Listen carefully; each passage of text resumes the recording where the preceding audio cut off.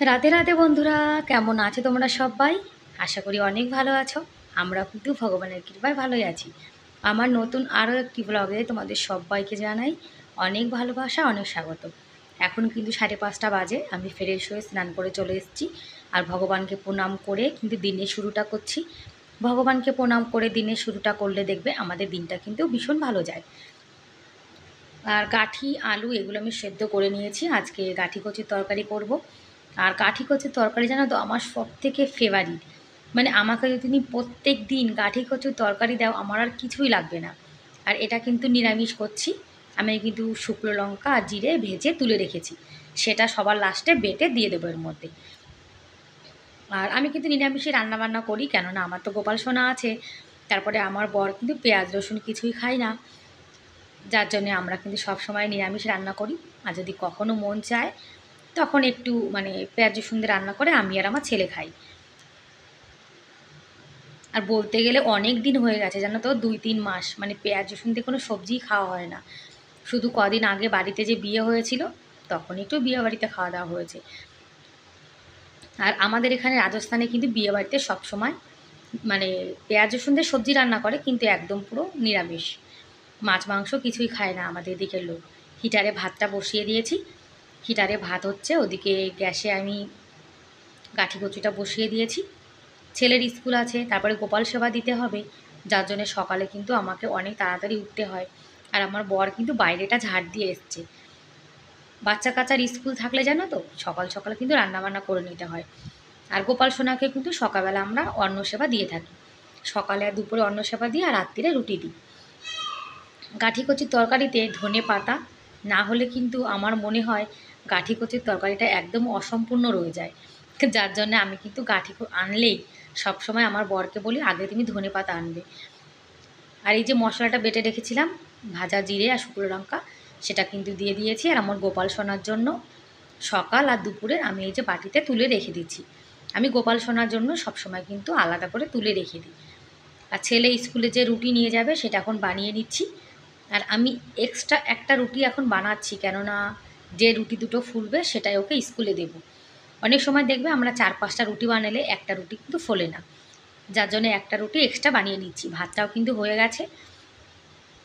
আর আমার ছেলে কিন্তু ফ্রেশ হয়ে মানে আমার ছেলে স্নান টান করে চলে এসেছে, ড্রেসটাও পরে নিয়েছে, ওকে খেতে দিতে হবে। সকালে আমার ছেলে অল্প কটা ভাত খেয়ে যায় আর স্কুলে রুটি নিয়ে যায়। অনেকটা সময় স্কুলে থাকে তো, যার জন্য একটু ভারী খাবার খাইয়ে কিন্তু পাঠাতে হয়।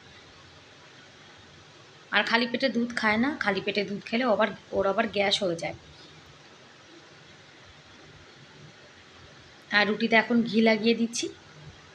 রুটি মানে যতই তুমি ঘি লাগাও ঠান্ডা হয়ে গেলে কিন্তু ঠান্ডা জিনিস ভালো লাগে না।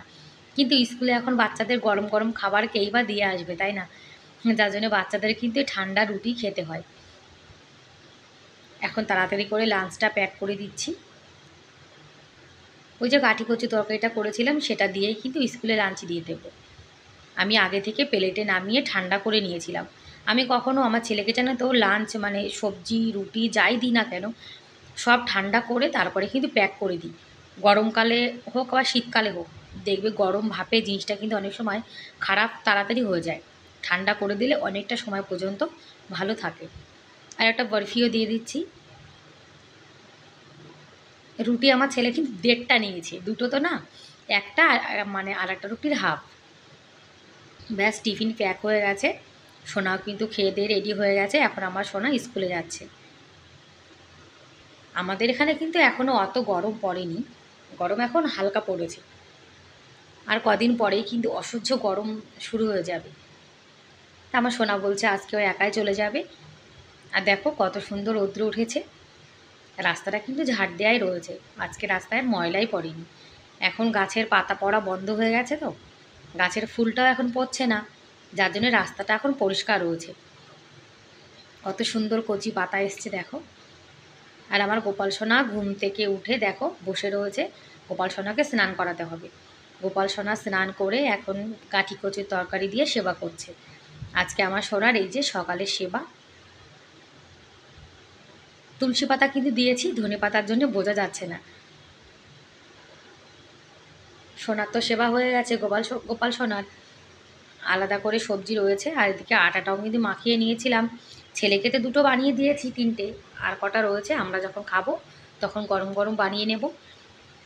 আর দুপুরে আজকে করব একটু সজনে ডাঁটা দিয়ে, আলু দিয়ে আর পটল দিয়ে করব। 2টো পটল ছিল, তা ভাবলাম 2টো পটল দিয়ে আবার কী করব, যার জন্য এই ডাঁটার মধ্যে দিয়ে দিলাম, তাহলে তরকারিটা একটু বেশিও হয়ে যাবে আর পটলটা কিন্তু খারাপ হবে না।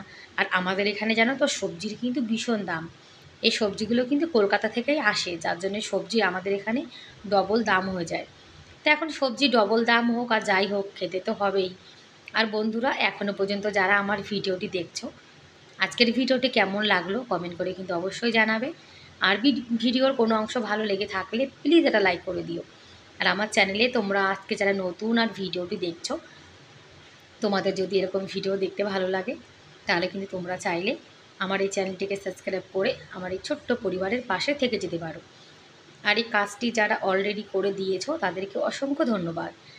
আর আম কেটে রেখেছিলাম, আম কেটে ধুয়ে নিয়ে এসেছি, মুসুরির ডালটাও কিন্তু ধুয়ে নিয়ে এসেছি। আজকে টক ডাল করব দুপুরে। আর আমার ছেলে টক ডাল জানো তো ভীষণ ভালো খায়।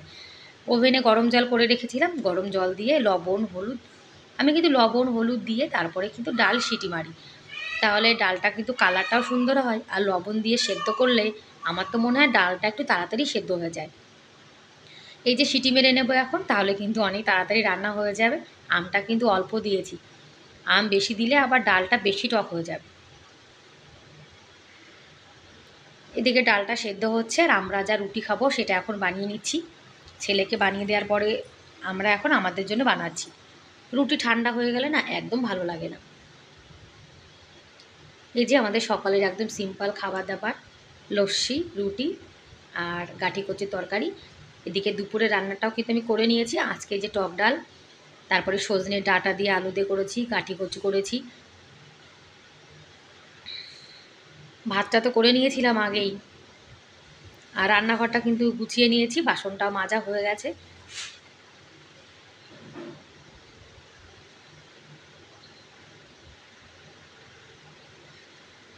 আর এখন তো হালকা হালকা গরম পড়ে গেছে, যার জন্য কিন্তু রান্নাঘর এখানে শিফট করছি। গ্যাস ওভেন ইন্ডাকশান সব কিন্তু এখন এখানেই রেখে দেবো, কেননা রান্নাঘরে জানো তো কোনো জানলা নেই তো, আর হাওয়া বাতাস আসে না, যার জন্য রান্নাঘরে যেন রান্না করলে এত গরম লাগে, যার জন্য রান্নাঘরটা এখন বাইরে নিয়ে এসেছি। এখানেই রান্না বান্না করব।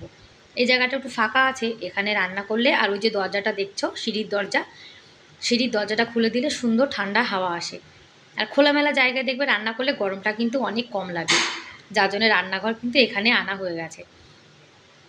আর ওই যে টেবিলটা ওইদিকে রাখা ছিল সেটা এখানে নিয়ে এসেছি। আর রান্না করার সময় তারপরে ফোড়ন দেওয়ার সময় যে ধোঁয়াটা হয়, মানে দেয়ালটা খারাপ হবে না, যার জন্য এই যে একটা কাগজ ছিল সেটা লাগিয়ে দিচ্ছি। এটা যেন তো বেশি ছিল না, অল্পই ছিল, তাই একটুখানি লাগিয়ে দিচ্ছি এখানে। আর দেয়ালটাতে তো রং করা হয়েছে, দেখবে রান্নাঘরের মানে টাইলস না থাকলে দেয়ালগুলো না একদম নোংরা হয়ে যায়। এখন কি করব বলো, রান্না তো করাই লাগবে, একটু সাবধানে রান্না করতে হবে। আর রাজস্থানে জানো তো গরম যেমন বেশি পড়ে, শীতও কিন্তু তেমন বেশি পড়ে। আমার তো মনে হয় রান্না করতে গেলে জানো তো সব থেকে গরম বেশি লাগে, মানে গরমকালে সব থেকে কষ্টের কাজ হলো রান্না করা, কিন্তু পেটের জ্বালা ভাই, খেতে তো হবেই। ব্যাস বন্ধুরা, তাহলে আজকের মতো এ পর্যন্তই, দেখা হবে পরের ভিডিওতে। Bye bye.